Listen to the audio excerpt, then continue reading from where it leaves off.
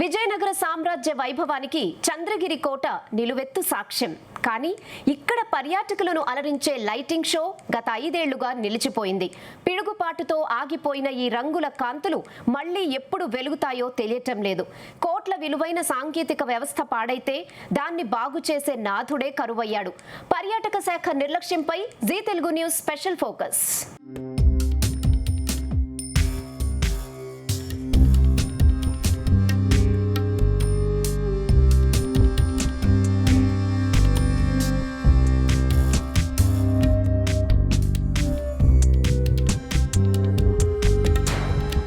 తిరుమల శ్రీవారిని దర్శించుకునే భక్తులు, పర్యాటకులు తప్పక సందర్శించే చారిత్రక క్షేత్రం చంద్రగిరి కోట. రాజమహల్, రాణిమహల్ కట్టడాలు నాటి విజయనగర నిర్మాణ వైభవానికి నిదర్శనాలు. పగటిపూట ఈ నిర్మాణాలను చూసి మైమరచిపోయే పర్యాటకులకు సాయంత్రం కోట చరిత్రను కళ్లకు కట్టే లైట్ అండ్ సౌండ్ షో ప్రధాన ఆకర్షణగా ఉండేది. విజయనగర పతనానంతరం చంద్రగిరి ప్రాధాన్యతను వివరించే ఈ ప్రదర్శన పర్యాటకులను ఎంతగానో ఆకట్టుకుంది.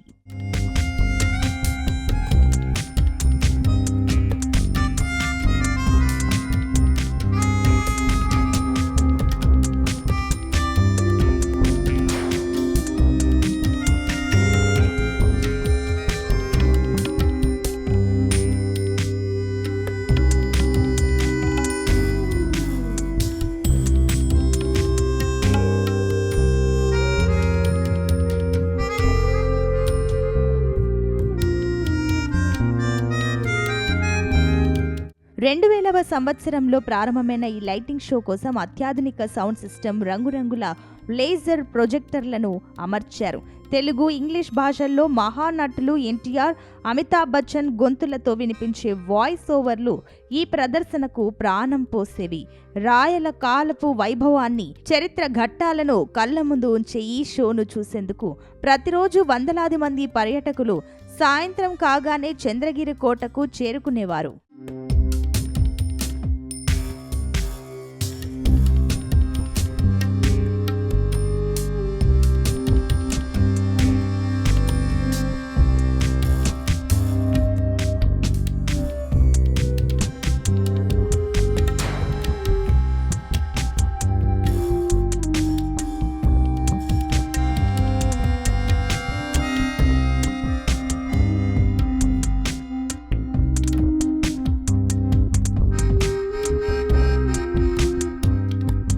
ఐదేళ్ల క్రితం సంభవించిన పిడుగుపాటు ఈ చారిత్రక వెలుగులను ఆర్పివేసింది.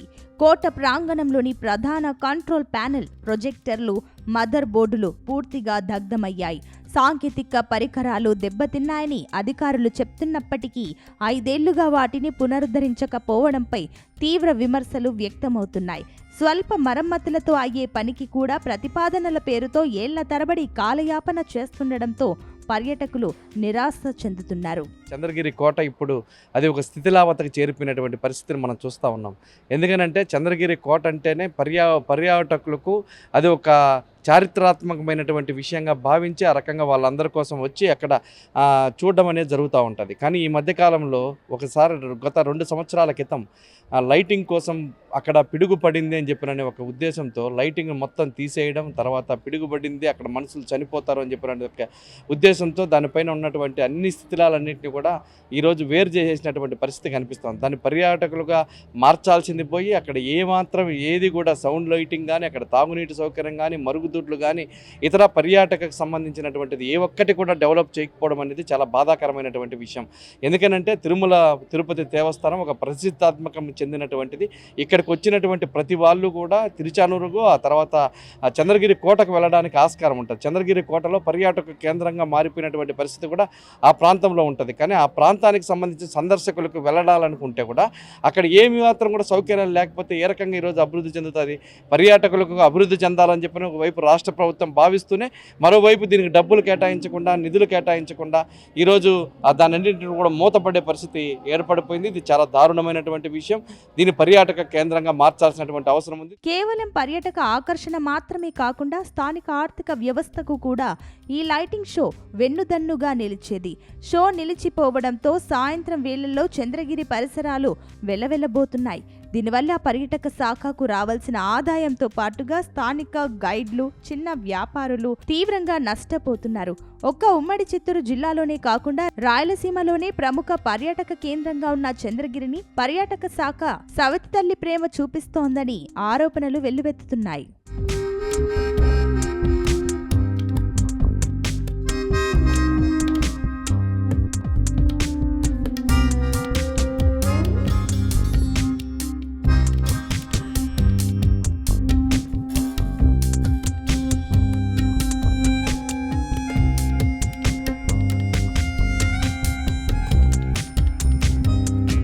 ప్రస్తుతం సాంకేతికత ఎంతో అభివృద్ధి చెందింది. పాత మోడల్ లైటింగ్ స్థానంలో 3D laser projection, sound mapping వంటి ఆధునిక పరిజ్ఞానాన్ని ఉపయోగించే అవకాశం ఉంది. కర్ణాటక, రాజస్థాన్ లాంటి రాష్ట్రాలలో చారిత్రక కోటలను ఆధునిక లైటింగ్స్తో పర్యాటక రంగంలో ముందంజలో ఉంచుతున్నారు.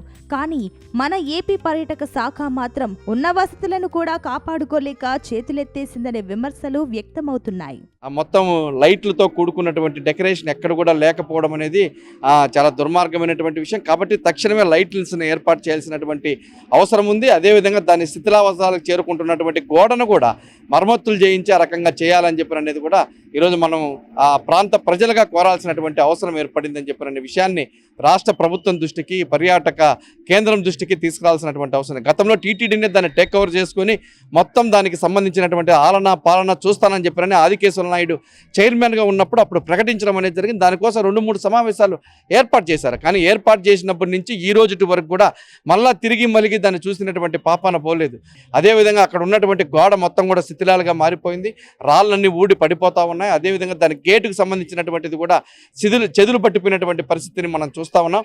అదేవిధంగా కట్టడం ఉంటుందో పోతుందో అని చెప్పిన పద్ధతిలో ఈరోజు ఉన్నటువంటి పరిస్థితి ఆ ఏరియాలో కనిపిస్తోంది. కాబట్టి ఇప్పటికైనా టీటీడీ యాజమాన్యమైనా దాన్ని టేక్ ఓవర్ చేసుకొని రాష్ట్ర ప్రభుత్వం పరిధిలోనే దానికి నిధులు కేటాయించి ఆ రకంగా ఏర్పాటు చేయగలిగితే ఆ ప్రాంతంలో పర్యాటకుల సంఖ్యను పెంచడానికి ఉపయోగపడుతుంది. దాని ద్వారా కొంత రకాలైనటువంటి పర్యాటకులైనా అక్కడికి వెళ్ళి చూసి ఆ రకంగా దాన్ని సందర్శించి ఆ విషయాలు తెలుసుకోవడానికి ఉపయోగపడుతుందని చెప్పిన విషయాన్ని నేను రాష్ట్ర ప్రభుత్వం దృష్టికి తీసుకొస్తున్నా. శతాబ్దాల చరిత్ర కలిగిన చంద్రగిరి రాయల్ కోట మళ్లీ వెలుగులు నింపుకోవాల్సిన అవసరం ఎంతైనా ఉంది.